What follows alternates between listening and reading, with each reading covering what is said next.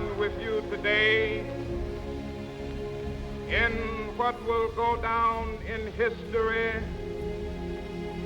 as the greatest demonstration for freedom in the history of our nation.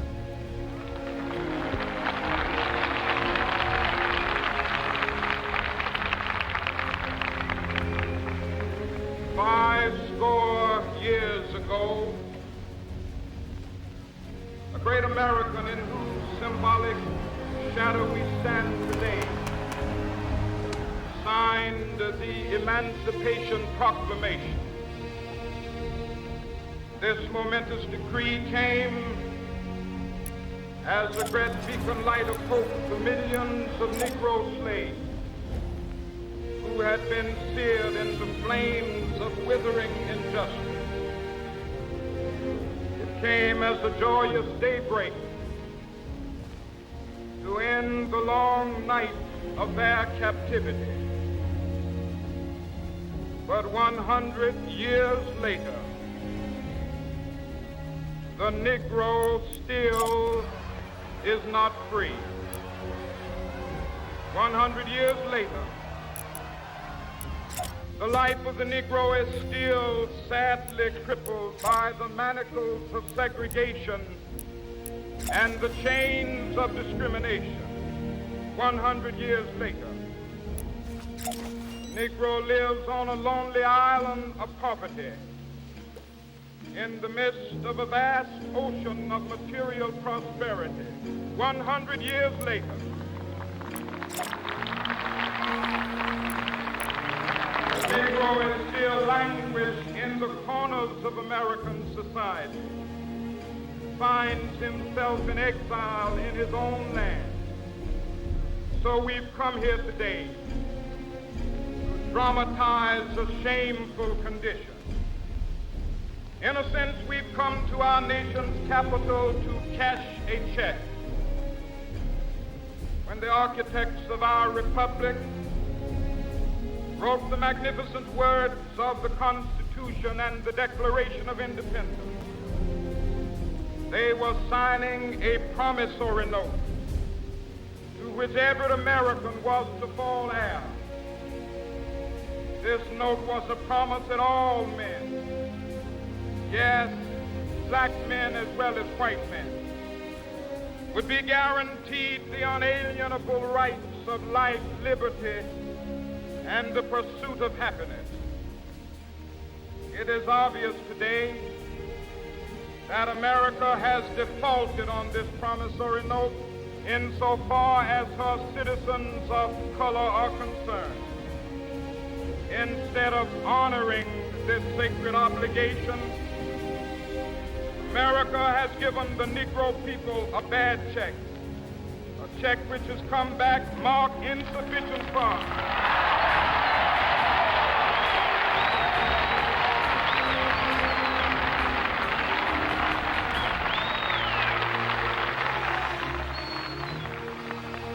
But we refuse to believe that the Bank of Justice is bankrupt. We refuse to believe that there are insufficient funds in the great vaults of opportunity of this nation. So we've come to cash this check, a check that will give us upon demand the riches of freedom and the security of justice.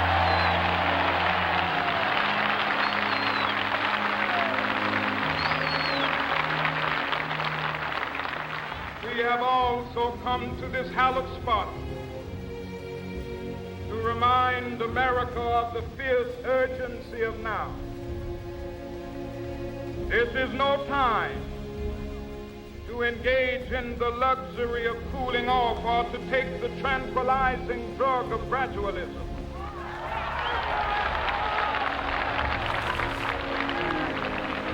Now is the time to make real the promises of democracy. Now is the time to rise from the dark and desolate valley of segregation to the sunlit path of racial justice. Now is the time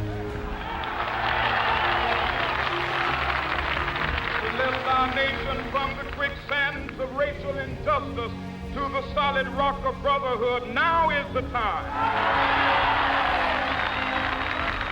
Make justice a reality for all of God's children. It would be fatal for the nation to overlook the urgency of the moment. This sweltering summit of the Negro's legitimate discontent will not pass until that is an invigorating autumn of freedom and equality. 1963 is not an end, but a beginning. Those who hope that the Negro needed to blow off steam and will now be content will have a rude awakening if the nation returns to business as usual.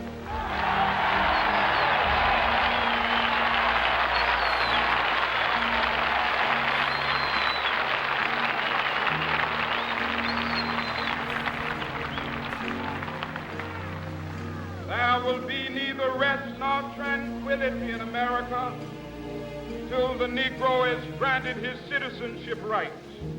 The whirlwinds of revolt will continue to shake the foundations of our nation until the bright day of justice emerges. But that is something that I must say to my people who stand on the warm threshold which leads into the palace of justice. In the process of gaining our rightful place, we must not be guilty of wrongful deeds. Let us not seek to satisfy our thirst for freedom by drinking from the cup of bitterness and hatred.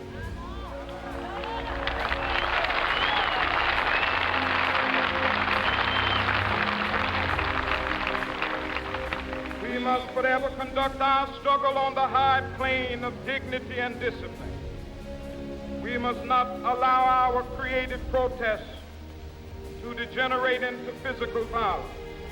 Again and again, we must rise to the majestic heights of meeting physical force with soul force. The marvelous new militancy which has engulfed the Negro community must not lead us to a distrust of all white people. For many of our white brothers, as evidenced by their presence here today, have come to realize that their destiny is tied up with our destiny.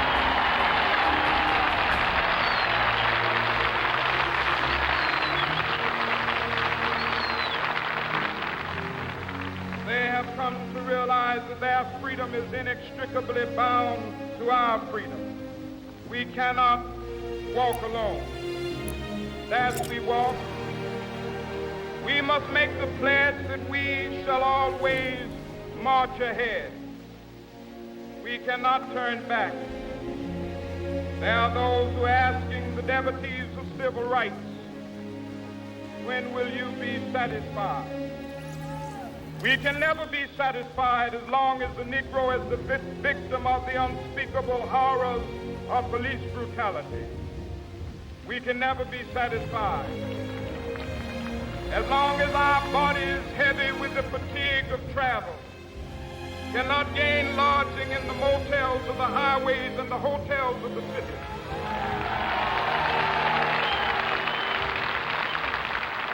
We cannot be satisfied as long as the Negro's basic mobility is from a smaller ghetto to a larger one. We can never be satisfied as long as our children are stripped of their selfhood and robbed of their dignity by signs stating for whites only.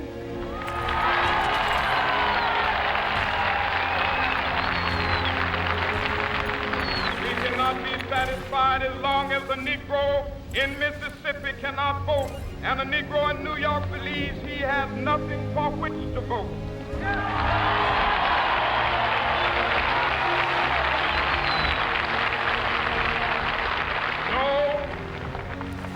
No, we are not satisfied, and we will not be satisfied until justice rolls down like waters and righteousness like a mighty stream.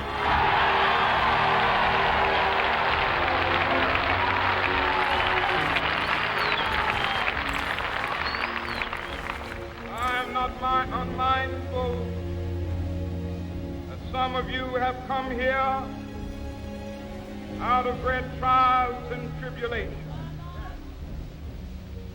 Some of you have come fresh from narrow jail cells. Some of you have come from areas where your quest for freedom left you battered by the storms of persecution, staggered by the winds of police brutality. You have been the veterans of creative suffering. Continue to work with the faith that unearned suffering is redemptive. Go back to Mississippi. Go back to Alabama. Go back to South Carolina. Go back to Georgia. Go back to Louisiana. Go back to the slums and ghettos of our northern cities, knowing that somehow this situation can and will be changed. Let us not wallow in the valley of despair. I say to you today, my friend,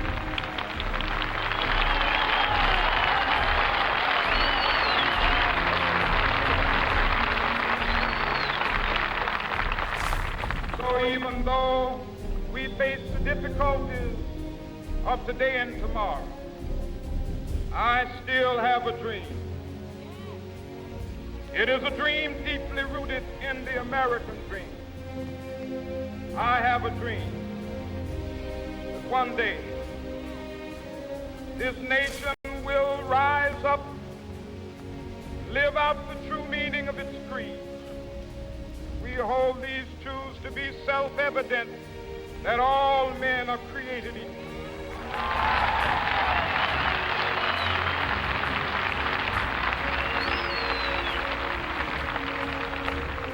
I have a dream that one day on the red hills of Georgia, sons of former slaves and the sons of former slave owners will be able to sit down together at the table of brotherhood. I have a dream that one day, even the state of Mississippi, a state sweltering with the heat of injustice, sweltering with the heat of oppression, be transformed into an oasis of freedom and justice. I have a dream. My four little children will one day live in a nation where they will not be judged by the color of their skin, but by the content of their character. I have a dream today.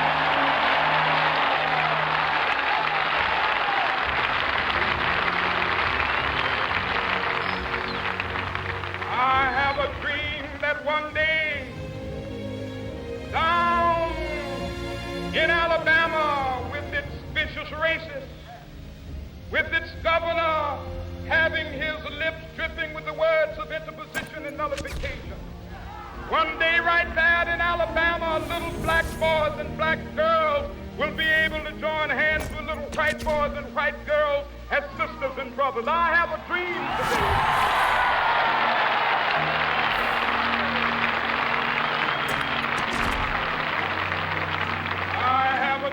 That one day every valley shall be exalted, every hill and mountain shall be made low, the rough places will be made plain, and the crooked places will be made straight, and the glory of the Lord shall be revealed, and all flesh shall see it together. This is our hope. This is the faith that I go back to the South with. With this faith, we will be able to hew out of the mountain of despair a stone of hope. With this faith, we will be able to transform the jangling discords of our nation into a beautiful symphony of brotherhood. With this faith, we will be able to work together, to pray together, to struggle together, to go to jail together, to stand up for freedom together, knowing that we will be free one day.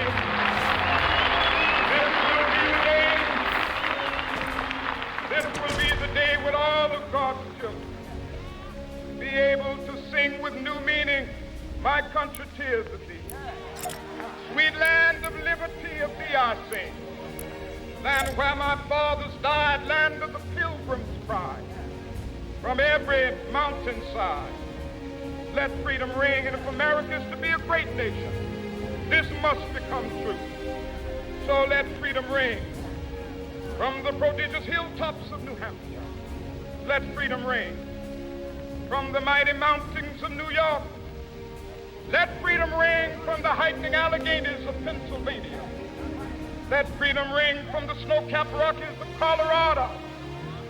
Let freedom ring from the curvaceous slopes of California. But not only that, let freedom ring from Stone Mountain of Georgia. Let freedom ring from Lookout Mountain of Tennessee. Let freedom ring from every hill and molehill of Mississippi, from every mountainside. Let freedom ring when it happens. When we allow freedom ring, when we let it ring from every village and every hamlet, from every state and every city, we will be able to speed up that day when all of God's children, black men and white men, Jews and Gentiles, Protestants and Catholics, will be able to join hands and sing in the words of the old Negro spiritual, free at last, free at